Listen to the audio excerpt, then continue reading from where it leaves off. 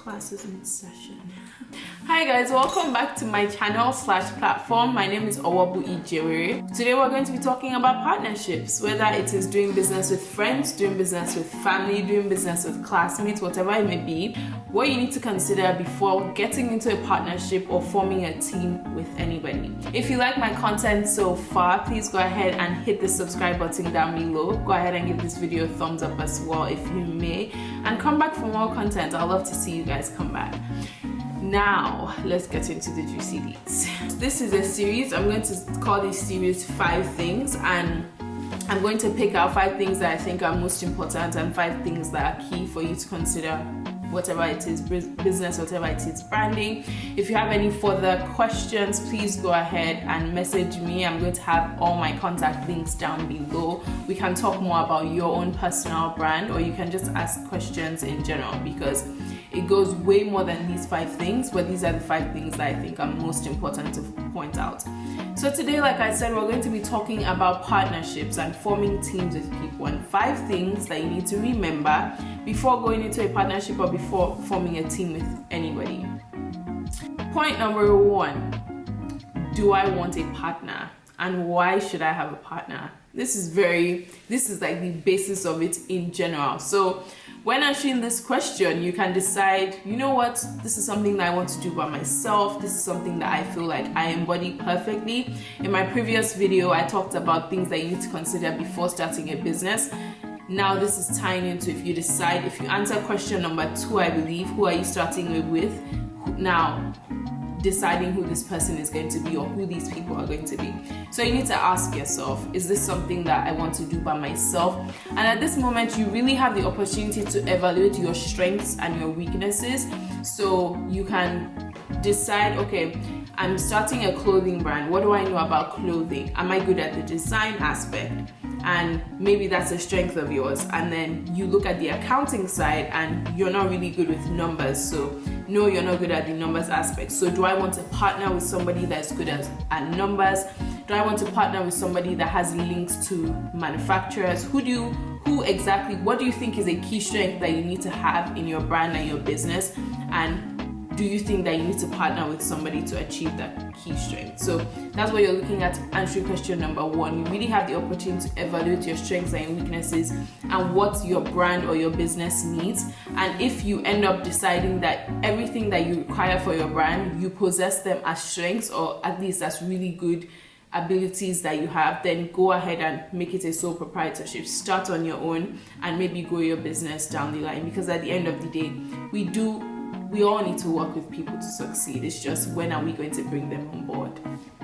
Question number 2. So who is this partner going to be? Now I've looked at my strengths and I've looked at my weaknesses, and I've decided that I need somebody that can complement these things or fill in the blanks for me. Who is this person going to be? Have you had a conversation with a friend of yours where you really felt like you guys both wanted to start a clothing brand together? Did you have a conversation with one of your classmates, one of your teammates in a project that you had in school? Is it your mom? Do you think that your mom possesses those things, that the skills that you're weak at? Do you think that your mom can help you to complement those skills? Is it your best friend? It could be your significant other. Who do you think can complement your strengths and also fill in the blanks where you have weaknesses? Who can you work with? So you really need to evaluate the people around you, and when you're able to do this, it becomes easier for you and your partner to delegate tasks when the time is right, because you brought that person on board to fill in certain blanks for you, so they can then take on those tasks. So you focus on where your strengths are in the company, and they fill in what your weaknesses are. You could also be growing an entire team. So it could be, you could start up your company with 3 people. You could start up your company with 4 people. Maybe you have somebody that's good at designing. You have somebody that's good with the numbers. You have somebody that's good with people and marketing. So you can decide that you want to start up your company with a team of people, or maybe you want to start it off with just one other person. At the end of the day, nobody possesses all of the skills in the world. You can decide to go and learn those skills on your own, but it might really be helpful for you to consider having a partner. Point number 3, and I think this is a very crucial and very important point. So you have found somebody around you that you think it would be great for us to partner together. But one key thing that you need to keep in mind before you go into a partnership with anybody is the vision. Do you and your partner have the same vision for the company? You do not want to enter into a partnership or an agreement with somebody who is seeing it going down a completely different road from the road that you're seeing it go down, because that can cause a lot of conflict. You want to enter an agreement with somebody who has the mind to progress the business and to go down the same way that you think that the business is going to go to. This is a little tough because this requires you to know the person to an extent. So I wouldn't personally advise going straight into a partnership into somebody that you met last week, or going into a partnership with somebody that you met yesterday or maybe just 2 months ago in the class that you took this semester. I advise that it be somebody that you have known for some time. If you do meet somebody last week and you think to yourself, oh, I could possibly get into business with this person, get to know them more, get to know them on a personal level, because you want to know this person that you're working with, and this will allow you guys to pick each other's brains, see them when they're outside, when they're talking to other people in the world, see them when they're working, work with them for some time, know if you guys have the same work dynamic. If you guys, it's completely different. Imagine your partner is your friend. It's very different when you take a friend out of a friend environment and put them in a business environment and a working environment. And there has to be boundaries in any partnership. We're going to get more into that, but you need to see this person in different situations. You need to be with them in different environments. So a partner and a team is most likely somebody that you have to know to an extent before you go into business with them. Point number 4 is a bit more of a nitty-gritty point, but it's important. What kind of partner is this person going to be? So there are different kinds of partners. You could decide to go into a 50-50 partnership with somebody, meaning that everything you guys put in equal amounts into the business and you guys take out equal amounts from the business. That's a 50-50 partnership.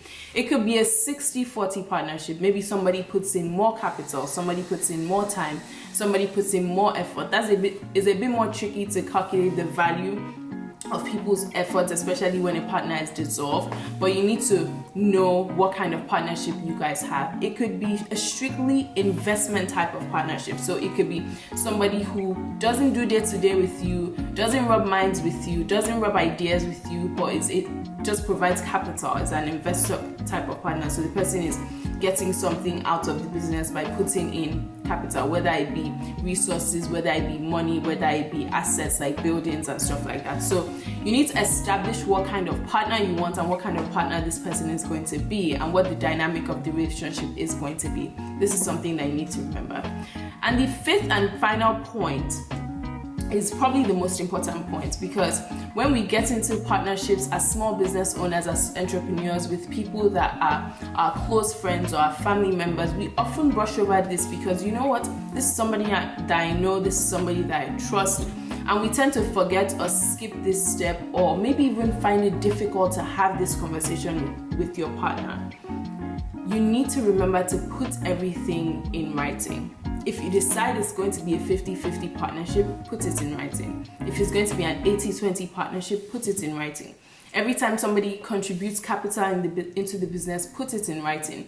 Every time you guys make a decision on the business, put it in writing. I cannot stress this enough. You have to remember to put everything in writing, because your best friend who you decide to become a business partner with may be your best friend and your business partner today, and 2 years down the line you guys may have a huge breakout. It could be your brother and you guys fall out, and then it's, where do we go? What do we do with all this money that we have earned? And then it becomes a matter of, you remember when I told you that I would take, you remember when I told you that, you remember we discussed. No remembering. Everything is in writing. You have a piece of paper that can show we both signed that this is what's going to happen if this happens. Now this has happened. Here we go from here. So it may be a very tricky thing and a very difficult conversation to have with somebody that you already trust on a friendship level, but understand how important it is to your business to have things in writing. It doesn't even have to be a concrete legal document. Just know that you guys made an agreement and you guys both signed off of it.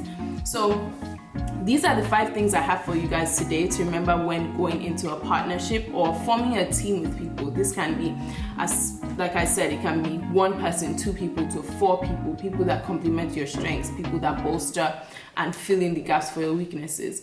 But make sure that you remember these 5 things. I'm going to go over them one more time. The first thing is answering the question, do you even want a partner to begin with? This is the opportunity you get to delegate where your strengths and your weaknesses are and where somebody else can come in. The second question is, so who is the partner going to be? Evaluate the people around you, your brothers, your sisters, your friends, your family, your teammates, your classmates, and decide who your partner is going to be. The third thing, which is really important, is do me and my partner share the same vision? You don't want to go into business with somebody who isn't seeing the same thing as you're seeing for your business. The fourth thing you need to consider is, what kind of partnership is it going to be? What is the agreement going to be based off of? Is it going to be what you bring in, is what you take out?